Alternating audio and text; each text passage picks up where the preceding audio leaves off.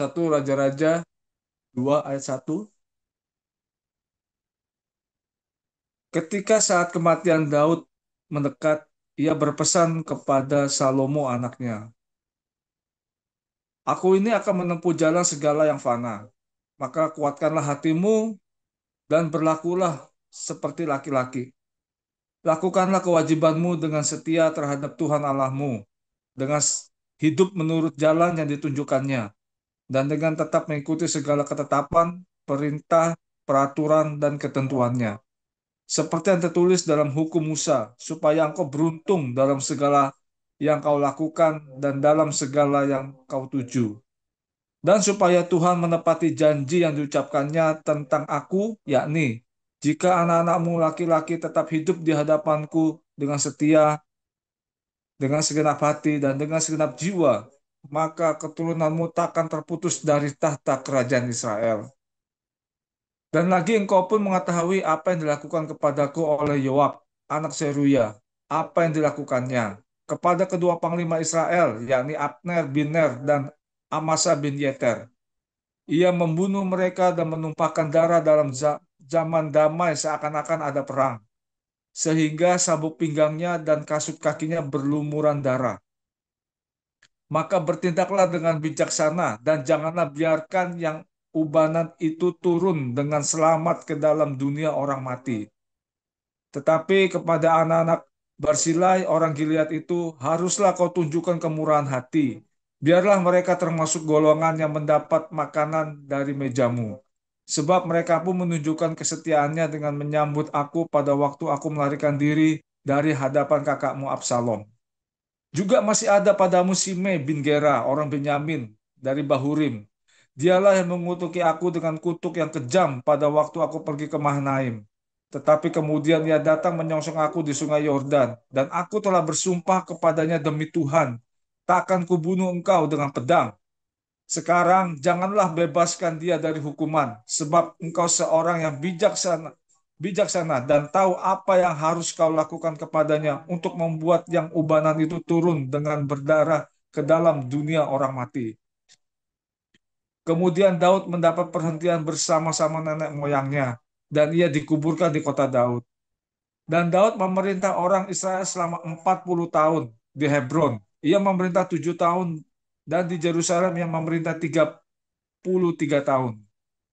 Salomo duduk di atas tahta Daud, ayahnya, dan kerajaannya sangat kokoh. Pada suatu hari Adonia, anak Hagit, masuk menghadap Batseba, ibu Salomo. Lalu perempuan itu berkata, "Apakah engkau datang dengan maksud damai?" Jawabnya, "Ya, damai." Kemudian katanya, "Ada sesuatu yang hendak aku katakan kepadamu." Jawab perempuan itu, "Katakanlah." Lalu katanya, "Engkau sendiri tahu bahwa akulah yang berhak atas kedudukan raja, dan bahwa seluruh Israel mengharapkan supaya aku menjadi raja. Tetapi sebaliknya kedudukan raja jatuh kepada adikku, sebab dari Tuhanlah ia mendapatnya. Dan sekarang satu permintaan saja kusampaikan kepadamu. Janganlah tolak permintaanku." Jawab perempuan itu kepadanya, "Katakanlah." Maka katanya, "Bicarakanlah kiranya dengan Raja Salomo, sebab ia tidak akan menolak permintaanmu, supaya Abisak, gadis Sunem itu, diberikannya kepadaku menjadi istriku." Jawab Bathsheba, "Baik, aku akan membicarakan hal itu untuk engkau dengan raja." Bathsheba masuk menghadap Raja Salomo untuk membicarakan hal itu untuk Adonia. Lalu bangkitlah raja mendapatkannya serta tunduk menyembah kepadanya. Kemudian duduklah ia di atas tahtanya dan ia menyuruh meletakkan kursi untuk bunda raja. Lalu perempuan itu duduk di sebelah kanannya. Berkatalah perempuan itu, "Suatu permintaan kecil saja yang kusampaikan kepadamu. Janganlah tolak permintaanku." Jawab raja kepadanya, "Mintalah, ya ibu, sebab aku tidak akan menolak permintaanmu." Kata perempuan itu, "Biarlah Abisak gadis Sunem itu diberikan kepada kakakmu Adonia menjadi istrinya." Tetapi Raja Salomo menjawab ibunya, "Mengapa engkau meminta hanya Abisak gadis Sunem itu untuk Adonia? Minta jugalah untuknya kedudukan raja. Bukankah dia saudaraku yang lebih tua dan di pihaknya ada Imam Abyata dan Yoab anak Seruya?" Lalu bersumpahlah Raja Salomo demi Tuhan, beginilah kiranya Allah menghukum aku. Bahkan lebih daripada itu, jika Adonia tidak membayarkan nyawanya dengan permintaan ini. Oleh sebab itu, demi Tuhan yang hidup, yang menegakkan aku dan mendudukan aku di atas tahta Daud ayahku, dan yang membuat bagiku suatu keluarga seperti yang dijanjikannya. Pada hari ini juga Adonia harus dibunuh. Lalu Raja Salomo menyerahkan hal itu kepada Benaya bin Yoyada. Orang ini memancung dia sehingga mati. Dan kepada Imam Abyata Raja berkata, pergilah ke Anatot, ke tanah milikmu, sebab engkau patut dihukum mati. Tetapi pada hari ini aku tidak akan membunuh engkau, oleh karena engkau telah mengangkat tabut Tuhan Allah di depan Daud, ayahku. Dan oleh karena engkau telah turut menderita dalam segala sengsara yang diderita ayahku. Lalu Salomo memecat Abyata dari jabatannya sebagai imam Tuhan. Dengan demikian Salomo memenuhi firman Tuhan yang telah dikatakannya di Silo mengenai keluarga Eli. Ketika kabar itu sampai kepada Yoab, memang Yoab telah memihak kepada Adonia, sekalipun ia tidak memihak kepada Absalom. Maka larilah Yoab ke kemah Tuhan, lalu memegang tanduk-tanduk mesbah. Kemudian diberitahukanlah kepada Salomo bahwa Yoab sudah lari ke kemah Tuhan dan telah ada di samping mesbah. Lalu Salomo menyuruh Benaya bin Yoyada, pergilah, pancunglah dia. Benaya masuk ke dalam kemah Tuhan serta berkata kepadanya, beginilah kata raja, keluarlah, jawabnya, tidak, sebab disinilah aku mau mati. Lalu Benaya menyampaikan jawab itu kepada raja, katanya, beginilah kata Yoab dan beginilah jawabnya kepadaku. Kata raja kepadanya, perbuatlah seperti yang dikatakannya. Pancunglah dia dan kuburkanlah dia. Dengan demikian kau menjauhkan daripadaku dan daripada kaumku noda darah yang ditumpahkan Yoab dengan tidak beralasan. Dan Tuhan akan menanggung darahnya kepadanya sendiri, karena ia telah membunuh dua orang yang lebih benar dan lebih baik daripadanya. Ia membunuh mereka dengan pedang, dengan tidak diketahui ayahku Daud, yaitu Abner bin Ner, panglima Israel, dan Amasa bin Yeter, panglima Yehuda. Demikianlah darah mereka akan ditanggungkan kepada Yoab dan keturunannya untuk selama-lamanya. Tetapi Daud dan keturunannya dan keluarganya dan tahtanya akan mendapat selamat daripada Tuhan sampai selama-lamanya. Maka berangkatlah Benaya bin Yoyada lalu memancung dan membunuh Yoab. Kemudian dia dikuburkan di rumahnya sendiri di padang gurun. Raja mengangkat Benaya bin Yoyada menggantikan Yoab menjadi kepala tentara. Dan raja mengangkat Imam Sadok menggantikan Abyatar. Kemudian raja menyuruh memanggil Simei dan berkata kepadanya, dirikanlah bagimu sebuah rumah di Yerusalem. Diamlah di sana dan janganlah keluar dari sana kemana-mana pun. Sebab ketahuilah sungguh-sungguh bahwa pada waktu engkau keluar dan menyeberangi sungai Kidron, pastilah engkau mati dibunuh dan darahmu akan ditangguhkan kepadamu sendiri. Lalu berkatalah Simei kepada raja, baiklah demikian, seperti yang tuanku raja katakan. Demikianlah akan dilakukan hambamu ini. Lalu Simei diam di Yerusalem beberapa waktu lamanya. Dan sesudah 3 tahun, terjadilah bahwa dua orang hamba Simei lari kepada Akis bin Maaka, Raja Gad. Lalu diberitahukan kepada Simei, ketahuilah kedua orang hambamu ada di Gad. Maka berkemaslah Simei, dipelananilah ke ladangnya, dan pergilah ia ke Gad kepada Akis untuk mencari hambanya itu. Lalu Simei pulang dan membawa mereka dari Gad. Ketika diberitahukan kepada Salomo bahwa tadinya Simei pergi dari Yerusalem ke Gad dan sekarang sudah pulang, maka raja menyuruh memanggil Simei dan berkata kepadanya, bukankah aku telah menyuruh engkau bersumpah demi Tuhan dan telah memperingatkan engkau begini, ketahuilah sungguh-sungguh bahwa pada waktu engkau keluar dan pergi kemana-mana pun, pastilah engkau mati dibunuh. Dan engkau telah menjawab, baiklah demikian, aku akan mentaatinya. Mengapa engkau tidak menepati sumpah demi Tuhan itu dan juga perintah yang kuperintahkan kepadamu? Kemudian kata raja kepada Simei, engkau sendiri tahu dalam hatimu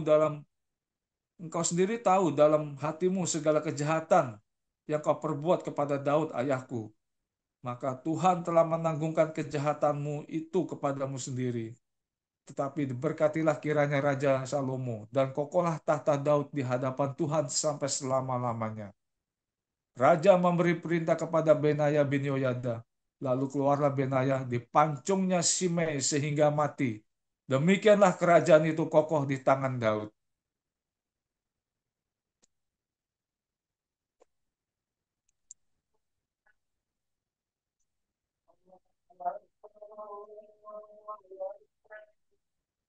Matius 21 ayat 1 sampai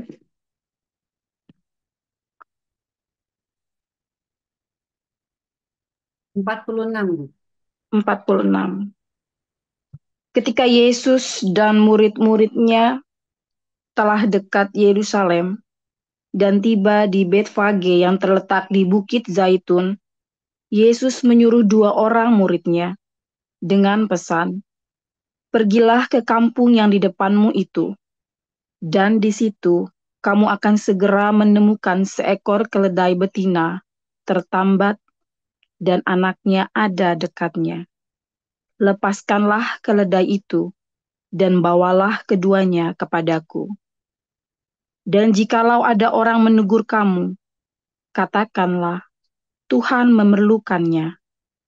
Ia akan segera mengembalikannya." Hal itu terjadi supaya genaplah firman yang disampaikan oleh Nabi. Katakanlah kepada Putri Sion, lihat, rajamu datang kepadamu.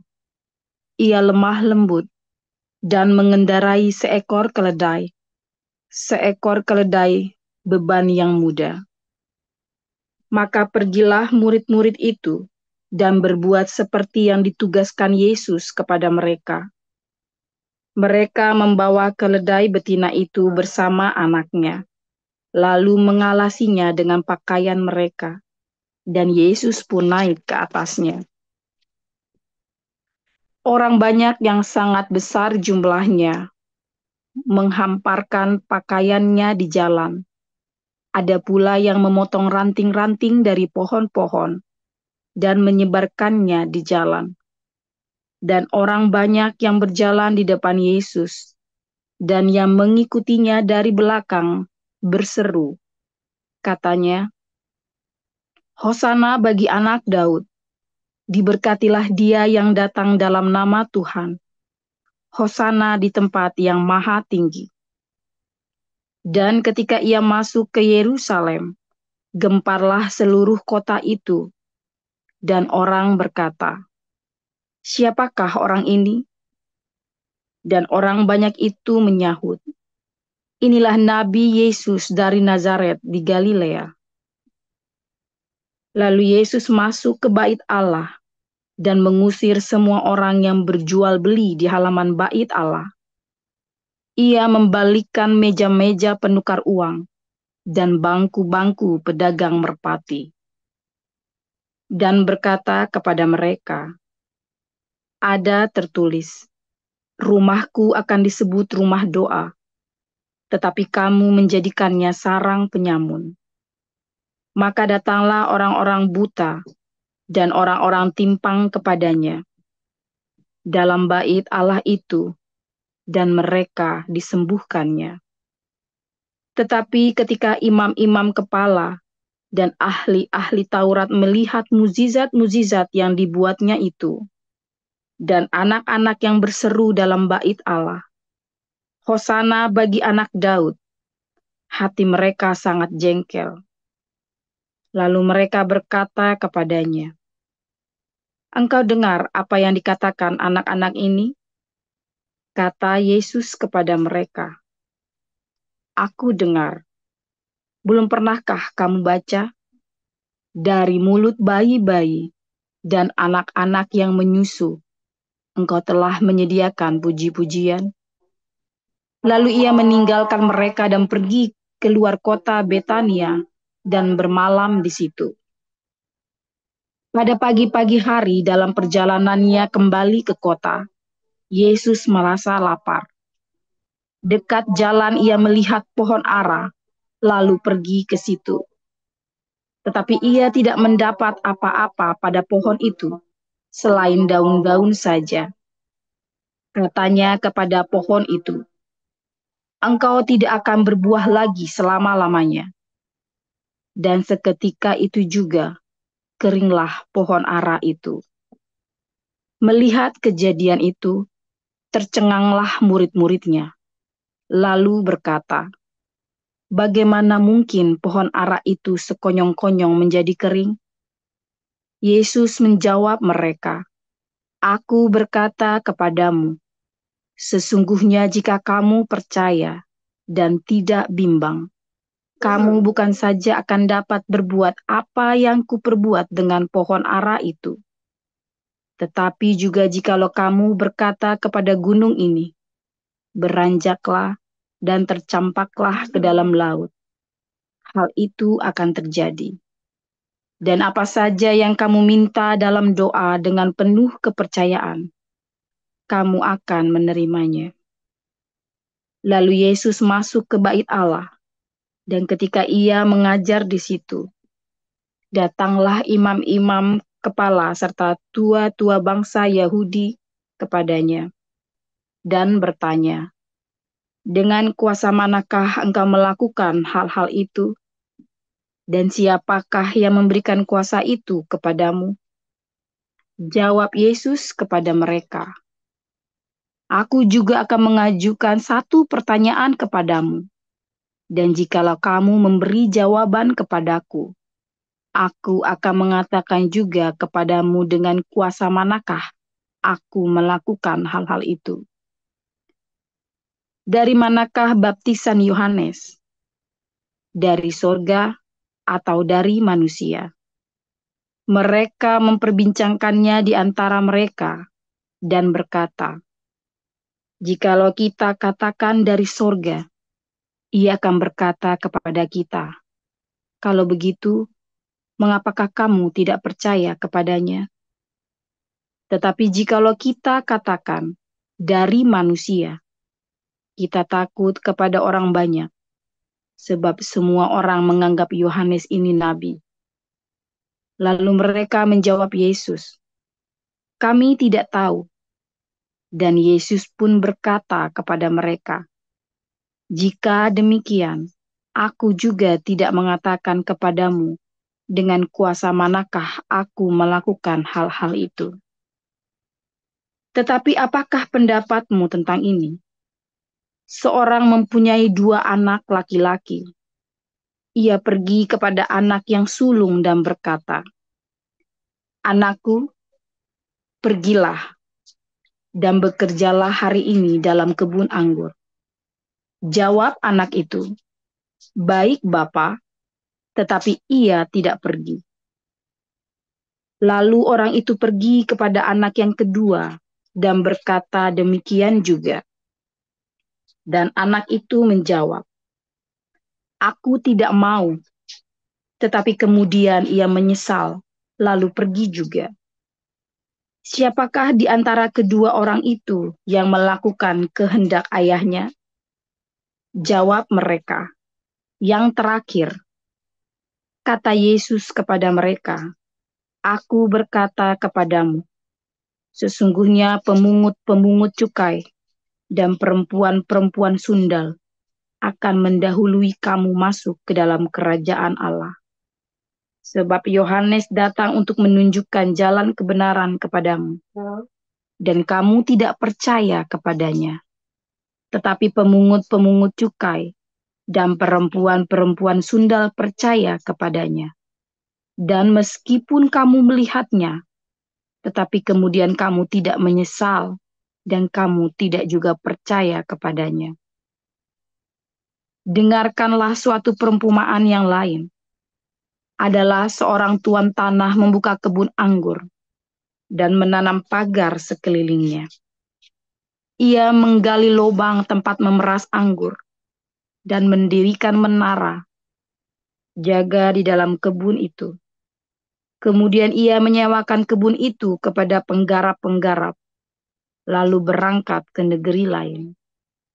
Ketika hampir tiba musim petik, ia menyuruh hamba-hambanya kepada penggarap-penggarap itu untuk menerima hasil yang menjadi bagiannya.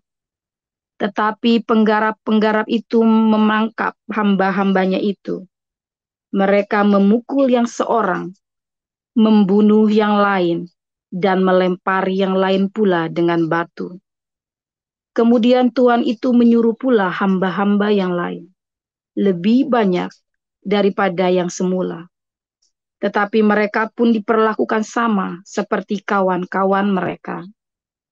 Akhirnya ia menyuruh anaknya kepada mereka. Katanya, "Anakku akan mereka segani." Tetapi ketika penggarap-penggarap itu melihat anaknya itu, mereka berkata seorang kepada yang lain, "Ia adalah ahli waris. Mari kita bunuh dia, supaya warisannya menjadi milik kita." Mereka menangkapnya dan melemparkannya keluar kebun anggur itu, lalu membunuhnya.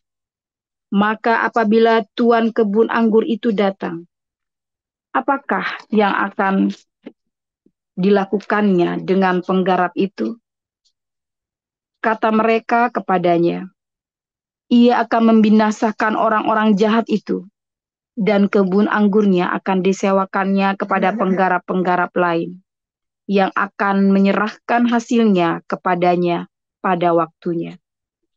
Kata Yesus kepada mereka, "Belum pernahkah kamu baca dalam kitab suci, batu yang dibuang oleh tukang-tukang bangunan telah menjadi batu penjuru? Hal itu terjadi dari pihak Tuhan, suatu perbuatan ajaib di mata kita. Sebab itu aku berkata kepadamu, bahwa kerajaan Allah akan diambil daripadamu dan akan diberikan kepada suatu bangsa yang akan menghasilkan buah kerajaan itu. Dan barang siapa jatuh ke atas batu itu, ia akan hancur.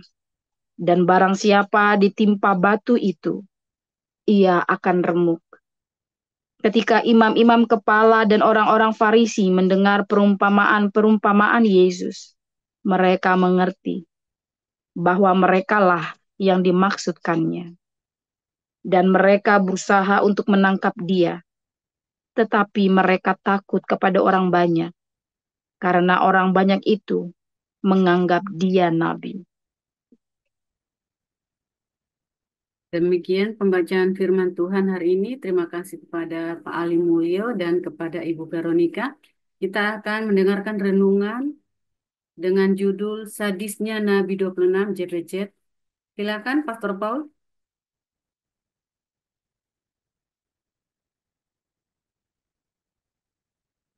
Sebentar ya. Haleluya, firman Tuhan selalu baru setiap hari ketika kita menanti-nantikan Tuhan dengan penuh sukacita, penuh cinta, keyakinan yang teguh, saudara ya. Jangan goyang sampai titik darah penghabisan. Jangan pernah Anda meragukan pertolongan Tuhan. Semua badai dalam hidupmu itu adalah malaikat Tuhan yang berkemah di sekelilingmu, saudara ya. Ingat-ingat ya. Semua badai, tapi kalau kamu percaya, kalau kamu nggak percaya ya badai ya bencana, sial. Jadi kalau kamu bersama dengan malaikat Tuhan, kalau kamu percaya cintanya Tuhan Yesus, dan kalau percaya itu berarti Anda juga menjadi penyalur cintanya Tuhan Yesus. Maka semua badai yang kamu alami itu adalah malaikat Tuhan yang berkemah di sekelilingmu, yang menjagamu dari musuh-musuhmu, dari panas teriknya padang gurun, dari dinginnya padang gurun, sampai kamu tiba di tanah perjanjianmu, saudara. Kalau sudah tiba bagaimana? Ya sudah tiba di tanah perjanjian, kamu tetap harus kerja. Tanah yang susu dan madu itu harus tetap dikerjakan. Sama seperti saya di tanah perjanjian saya di Belanda ini adalah tanah perjanjian saya yang harus saya kerjakan setiap hari. Ya, harus saya kerjakan. Luar biasa. Saudara, Tuhan Yesus itu dikenal sangat lemah lembut. Semua orang bilang Tuhan Yesus lemah lembut, saudara. Tapi begitu ketemu sama ahli Farisi, ahli Taurat, orang Farisi, dan para pemuka agama, Tuhan Yesus menjadi sangat strict, saudara. Sangat keras, ya saudara ya. Ini sangat keras. Kepada orang-orang, ya kepada orang-orang Yesus, kepada jemaat biasa, kepada orang-orang pada umumnya, Yesus bisa menjadi sangat kompromi sekali. Seakan-akan kan sangat kompromi. Ada pelacur, dibiarin saja. ada pemungut cukai yang malah dia ke rumahnya, ada banyak orang berdosa lainnya dia menerima. Sahabat pelacur dan orang sahabatnya para pemungut cukai dan orang berdosa katanya ya, Yesus disebut itu. Tetapi ketika dia harus berurusan dengan kebenaran, ya, dengan orang-orang Farisi, ahli Taurat, ya dia sangat tegas sekali membedakan. Bukan benar salah doktrin, saudara ya. Yesus itu tidak mau di framing dengan doktrin ini yang benar, doktrin itu yang salah. Enggak, saudara.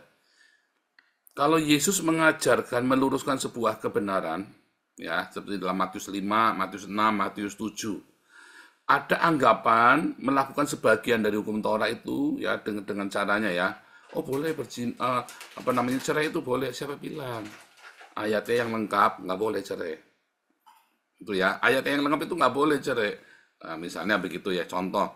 Oh, berzina itu kalau laki-laki berhubungan seks, penisnya masuk vagina. Oh, bukan. Kamu ngelihat aja udah berzina. Karena ayatnya sudah jelas, jangan mengingini wanita sesamamu. Ingin aja nggak boleh, kata Tuhan.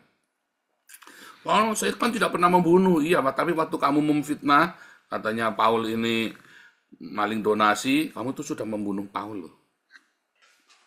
Ya kan? Tapi kan saya tidak merugikan Paul, siapa bilang? Kamu merugikan dia loh. Hanya karena ada perlindungan malaikat di surga, dia bukannya rugi malah tambah untung. Nah, kan begitu, saudara. Iya kan? Ketika kamu mengatakan hal yang tidak baik itu kepada orang, kamu telah membunuh dia loh, saudara.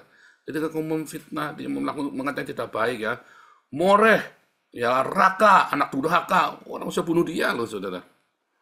Nah, Tuhan Yesus sangat dia meluruskan ya penafsiranmu yang nggak benar, yang tujuannya adalah untuk pembenaran. Nah itu. Tetapi ketika orang Samaria datang, katanya menyembah Tuhan di Gunung Yakub, tapi kamu orang Yahudi, orang Samaria bilang di Gunung Yakub, orang Yahudi bilang harus Yerusalem. Yesus tidak akan mempertentangkan keduanya. Dia tidak, nggak usah di Gunung Yakub, nggak usah di Yerusalem, tapi di dalam roh dan kebenaran. Karena yang benar itu menyembah Tuhan di dalam roh dan kebenaran. Itu contoh ya, bahwa Yesus tidak mempertentangkan doktrin. Di zaman Yesus ada berbagai mazhab, saudara ya, ada berbagai mazhab. Dan Yesus tidak mau bertentangan dengan mazhab itu. Bahkan ya, ketika orang-orang Saduki itu datang tentang ribut tentang mazhab ya, yang di surga kawin isinya nanti kalau satu istri punya suami 4 kali, nikah 4 kali ya karena meninggal ya. Lalu nanti di surga ketemunya siapa nanti dari kebangkitan. Yang Yesus pertentangkan itu bukan masalah percaya kebangkitan orang mati apa enggak loh, saudara. Tapi yang Yesus pertentangkan dalam pikirannya orang Saduki ini adalah orang-orang ahli Taurat, tapi dari mazhabnya Imam Zadok. Ya, Imam Zadok itu adalah imam di zamannya Daud. Makanya ditegur oleh Yesus, kamu sesat, kamu tidak mengerti kuasa Allah dan kitab suci. Di surga tidak ada surga tidak ada mengawinkan, melainkan manusia akan hidup seperti malaikat. Ya, di hari kebangkitan tidak ada kawin mengawinkan, melainkan manusia akan hidup seperti malaikat di surga. Jadi bukan masalah mazhabnya itu yang dipertentangkan, tetapi kedagingan itu loh, pemikiran bahwa harus ada keterikatan seks dan segala macam, itu yang dipertentangkan oleh Yesus. Jadi ketika ada pertentangan itu, Tritunggal Oneness, yang dirubutkan bukan Tritunggal Oneness-nya, saudara. Ya, kalau saya ini andai kata maafkan aku Tuhan Yesus ya, tapi kan memang kita harus serupa dengan Tuhan Yesus. Ada Tritunggal Oneness, saya ini Yesus, tapi sui dua-duanya nggak bilangin. Di surga itu nggak ada Tritunggal Oneness. Kamu ditanya, kamu punya buah apa enggak? Kamu buah zakar, buah dada aja kamu enggak punya, kamu mau ribut, Tritunggal Oneness. Buah dada, buah zakar aja kamu enggak ada, tapi kamu ribut nyesat-nyesatkan orang lain. Nah itu saudara, itu yang Yesus lakukan seperti itu. Ya, Anda kebayang ya, bahwa apa yang Yesus lakukan, orang-orang yang pintar-pintar ini debat sama Yesus terobos tengahnya, ternyata yang semua ini yaitu tadi hanya perspektif. Tapi yang penting dalam hidupmu adalah kamu berbuah kebaikan, cinta. Dalam semua pertentangan mazhab-mazhab itu, Rasul Paulus juga tidak meributkan masalah doktrin, saudara. Tetapi buah dari cinta itu. Apapun, yang penting ada kasih katanya. Itulah yang paling utama, apapun. Ya, apapun gaya bahasa rohmu, apapun ya gaya teologimu, yang penting kamu punya ada cinta. Tanpa cinta semua itu kosong, nggak kepake. Ya, dan cinta itu harus dibuktikan, katanya Yakobus dan Yohanes, nggak cuma ngomong tok. Nah, saudara, di komunitas kita dulu saya selalu bilang ya, 5 tahun pertama kita akan banyak kompromi dengan banyak kesalahan. Tetapi setelah itu kita nggak boleh kompromi lagi dengan kesalahan. Saudara, yang dimaksud adalah begini, saudara ya. Di yayasan kita ini kan ada SOP, ya. Tapi banyak orang-orang ingin melanggar SOP ini, saudara ya. Banyak orang-orang ingin melanggar SOP ini demi satu, kepada umumnya karena kebiasaan Anda kebiasaan sembahyang tidak teratur, tidak karu-karuan. Loh, orang tua saya juga begitu ya. Orang tua saya kebiasaan hidup tidak tertib, tidak disiplin. Sehingga banyak sekali peraturan-peraturan yang dilabrak, akhirnya rugi. Ya, aturan-aturan ketidakdisiplinan. Saya adalah produk dari ketidakdisiplinan sebuah keluarga, saudara. Saya tidak berkata orang tua saya jahat, enggak ya. Orang tua saya orang yang baik sekali ya. Kita banyak nolong orang. Tapi orang tua saya adalah mereka adalah orang yang tidak disiplin di dalam kehidupan. Ya, saudara ya, tidak disiplin, banyak aturan pemerintah, aturan yang ditabrak. Ya, yang ditabrak. Ya maklum, karena orang tua saya, papa saya bekas preman, saudara, bekas Bang Jago, ya kan. Jadi dia merasa dia bikin aturan. Sampai akhirnya dunia yang harus menghajar, alam semesta ini yang harus menghajar dia, supaya dia mau tidak mau harus taat aturan, saudara. Tidak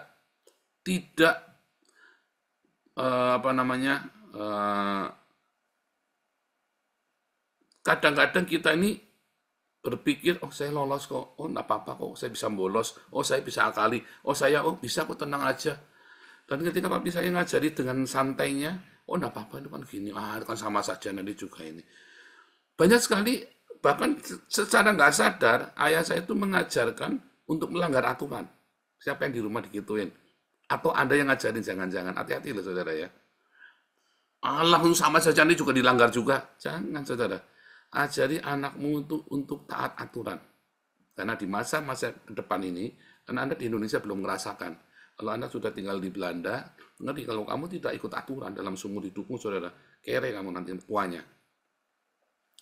Kamu ini suka bolos waktu sekolah kan, cariin, diteleponin, akhirnya kamu terpaksa tidak bisa masuk ke sekolah untuk melanjutkan universitas. Kamu harus masuk sekolah yang cuman bisa langsung praktek. Akhirnya kamu jadi tenaga kasar, ya kan? Tenaga kasar, bangga dapat duit, saudara. Karena di sini tenaga kasar maupun orang tenaga skill, gajinya sama, saudara. Di awal-awal tahun, 5-10 tahun pertama gajinya bisa sama 3.000 sampai 5.000. Yang membedakan nanti setelah itu, saudara. Orang tenaga kasar, dia kalau sakit ya udah nggak dapat gaji, saudara. Tapi kalau skill, ya kan, kalau sakit dia masih tetap bisa kerja di rumah, bisa macam-macam, dan akhirnya dia bisa mendapat kenaikan gaji. 10 tahun kemudian, tenaga kasar ini gajinya tetap 3.000, pakai dipotong utang macam-macam. Yang tenaga skill ini gajinya udah 30.000, bahkan bisa 50.000, saudara. 50.000 euro, ya. Itu beneran, saudara ya. Orang yang biasa dengan tenaga kasar, dia mau apa udah capek, saudara. Dia terbiasa apa-apa pokoknya praktis, simpel, ditabrak. Akhirnya orang-orang ini hidup sembarangan, dia KTP-nya kadang-kadang hilang, kadang-kadang nggak punya SIM, dia setir mobil, ya kan. Kena tilang, saudara, kena denda 20.000. Kalau nggak punya SIM, dendanya 20.000, saudara ya. Kena lagi, saudara, kena lagi, dan macam-macam. Akhirnya orang ini sakit, stres, depresi, nggak mau kerja. Akhirnya lebih kere, saudara. Udah kere, nggak bisa bayar rumah, diusir dari rumah. Cerai sama istrinya kan, nggak bisa, karena istrinya kan orang Belanda nggak mau kalau istrinya pengangguran. Suaminya pengangguran nggak mau, dicerai sama istrinya. Lalu dia nganggur, dia tendang keluar, saudara. Akhirnya dia tidak ikut akhirnya dia tidak bisa ikut program pemerintah. Kenapa? KTP-nya hilang, dia mau ngurus, dia banyak dari mana ngurusnya, dia tidak terbiasa ngurus administrasi, sudah datang ke pemerintah dikasih nasihat, dia terbiasa melanggar, dikasih nasihat, dilanggar semua, blacklist saudara akhirnya. Bahkan nomor BSN-nya dia saja, nomor pajak ya, nomor pajaknya saja dia lupa. Akhirnya dia tidak bisa bikin KTP baru. Banyak di sini saudara yang seperti itu ya. Namanya sendiri saja dia, nama aslinya yang dia banyak ubah ganti nama, lalu dia bingung namanya dia yang tertulis di dokumen itu sebenarnya yang mana, dia nggak ngerti saudara. Nggak bisa. Akhirnya dia nggak bisa ngurus. Ya, makanya kalau di sini kalau Anda lihat gembel-gembel itu, walaupun mereka gembel, kalau dokumen hilang, wah mereka bisa panik saudara. Wah bisa kejang-kejang tuh, bisa ngamuk-ngamuk. Karena kalau begitu mereka kehilangan KTP-nya itu, mereka nggak bisa dapat tunjangan makan, tunjangan rumah, tunjangan kontrakan, segala macam nggak bisa dapat tuh saudara. Hanya gara-gara itu. Bukti ya. Jadi administrasi yang dilanggar. Kalau Anda di Indonesia, Anda belum berasa saudara. Tetapi kalau Anda sudah tinggal di Eropa, ya administrasi ini sangat penting. Karena apa? Kesejahteraannya sangat tinggi. Dan banyak sekali orang yang ngakalin administrasi, nipu saudara. Sebetulnya Anda tidak bermaksud nipu, tapi Anda karena Anda berusaha ngakali prosedurnya yayasan, Anda kan dituduh nipu, saudara. Padahal Anda tidak bermaksud nipu loh, ya. Saudara, aturan untuk dapat beasiswa, ini contoh dulu ya, kakak saya kan dapat beasiswa dari gereja. Aturannya adalah dia memang benar-benar miskin, penghasilannya sekian dan tidak punya kendaraan bermotor, segala macam ya. Bahkan TV pun ditanya mereknya apa segala macam. Tiba-tiba ya biasanya ini biasanya ya, kalau mau ngambil uang kan setiap bulan ngambil uang beasiswa, ya kan? Maka dibisiki kamu kesananya nanti naik angkot aja ya. Tapi hari itu keburu-buru saudara. Akhirnya kakak saya datang naik motor. Artinya apa? Sebenarnya kita punya motor, tapi kita tetap mengajukan beasiswa. Harusnya nggak boleh. Ya, itu salah satu, itu contoh saudara ya. Lalu akhirnya dibatalin beasiswanya. Terus mami saya misu-misu saudara ya, misu-misu. Katanya begini, kecewa. Sebenarnya yang salah ya gerejanya atau mami saya saudara. Yang salah mami saya saudara. Ini saya cerita kepada Anda karena tahun ini saya minta semua prosedur itu benar-benar dijalankan saudara ya. Yang kemarin kita banyak kompromi ya, sehingga ya kita ada kebobolan ya, selalu ada kebobolan ini. Tapi yang sekarang ini kita prosedur harus jalan. Nah nanti Anda kan banyak sekali Anda sakit hati saudara sama kita, ya karena Anda melanggar prosedur. Ya pengurus ya gampang ini begini ya, makanya statement peraturan ada untuk dilanggar itu bertobat saudara ya. Anda yang sering bikin peraturan ada untuk dilanggar, Anda harus bertobat. Peraturan ada itu untuk supaya kita bisa tetap hidup di dalam damai, supaya kita jangan bertengkar. Bayangin kalau semua orang punya maunya sendiri-sendiri, bertengkar nggak? Ya kan? Yang satu pengurus, kan boleh kita kasih ya, teman-temannya kroni-kroninya semuanya langsung beasiswa semua. Nggak jelas dari mana, begitu ditolak, kepahitan, jengkel. Loh, ada aturannya. Saudara, kemarin kita mau cari pengurus ya, saudara ya. Pada nggak mau, saudara ya. Kan takut ya, ini uang banyak, aturan juga macam-macam ya, pokoknya banyak ya. Terus saya bilang, nih, aku tuh kalau mau gampang, kakakku tuh ya, adikku, adik ipar saya, kakak saya, tak suruh jadi pengurus. Diurus pasti duitnya aman. Tapi kita sudah sepakat dari awal, nggak boleh. Bahkan saya selalu bilang bolak-balik, kakak saya ya cuman supir Grab, matanya sudah buta sebelah. Itu saja tidak saya mintakan dari yayasan, saudara. Tidak saya mintakan dari yayasan, edan ya saudara ya. Anda kalau bayangin, kalau Anda yang jadi pasti dimintakan. Saya nggak boleh saudara, nggak boleh. Tidak boleh. Ya udah kakak saya ya kalau saya sanggup support saya yang support. Sakurang-kurangnya kakak saya ya udah saya yang support. Itu loh saudara. Makanya begitu kemarin mami ninggalin uang yang nggak seberapa ya, ninggalin uang nggak seberapa. Saya suruh buat kakak saya beli rumah dulu saudara. Supaya dia rumahnya jangan kontrak. Karena saya tahu suatu ketika dia benar-benar sakit, siapa yang mau nanti tiba-tiba kontrakannya habis, sakit, pada pusing, saudara. Itu loh. Jadi saya sendiri disiplin dengan masalah ini, saudara. Bahkan support untuk Eropa yang kita pintakan lewat yayasan. Saya ngisi berbagai macam formulir, loh, saudara ya. Saya sendiri mengisi berbagai macam formulir. Saya beberapa laporan itu masih ada yang pending dan itu menjadi beban buat saya untuk kerjain terus ya. Karena ada beberapa laporan itu kan banyak ya. Karena saya kerjain sendiri di sini semua kan sama si anak-anak sudah ngirim, yang punya saya belum. Yang punya anak kemarin sudah dibikinkan semua ya, karena kita bagi tugas ya saudara, bagi tugas untuk ngerjain ini, kamu ngerjain dapur, saya ngerjain untuk ini ya, untuk penengkapan apa segala macam kemarin. Karena kita belum punya tim inti, tapi nanti suatu hari saya nggak mau ngurusin lagi, saya mau timnya kita yang ngurusin, karena itu menjadi tertuduh, saya jadi tertuduh jadinya ya saudara ya. Itu pun saya kudu melakukan, harus. Umar Juni tiap, jangan lupa ya Pak, dikumpulkan ini punya anak dulu deh, yang punya saya nanti Waisil lagi bantuin. Itu pun harus dikerjakan saudara. Ya terakhir saudara ya, terakhir. Saudara, ajari anak-anakmu disiplin dengan peraturan. Keluarga itu harus dikasih aturan, saudara, yang disepakati bersama. Karena peraturan itu, ya seakan-akan kejam ya peraturan. Enggak. Peraturan itu tidak kejam kalau niatnya kamu adalah untuk menjaga supaya kita jangan ribut. Tetapi banyak orang-orang yang merasa sudah hebat rohaninya, oh enggak perlu peraturanku, hanya surga. Apa bedanya kamu sama orang Islam? Nggak mau bahwa syariat Islam harus di atas hukum negara, ya kan? Ya kan, syariat Islam harus di atas konstitusi, katanya kan. Bodoh ini orang, saudara. Bodoh sekali.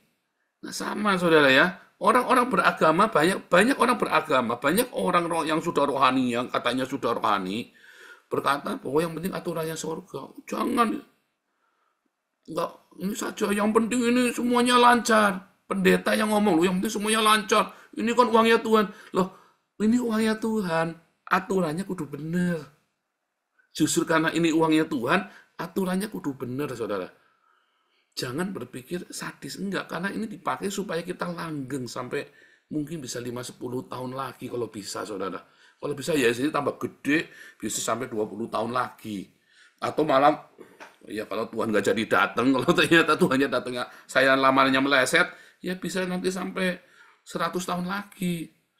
Tapi aturan itu ada, sehingga semuanya terbuka, semuanya bertanggung jawab. Jadi bukan karena kejam saudara ya, tetapi karena kita mau jaga Taman Eden ini. Anda sekarang ada dimasuk dalam Taman Eden, Kerajaan Allah, di mana Kerajaan Allah ini memberikan banyak sekali berkat jasmani dan rohani. Ya, jadi peraturan ada bukan buat dilanggar. Peraturan ada supaya kita menjaga taman ini dengan penuh cinta. Peraturan ada supaya kita semua belajar disiplin. Sehingga di rumah, di yayasan, di komunitas, bahkan di dalam bernegara pun kita belajar terbiasa hidup disiplin, saudara. Tuhan Yesus memberkati.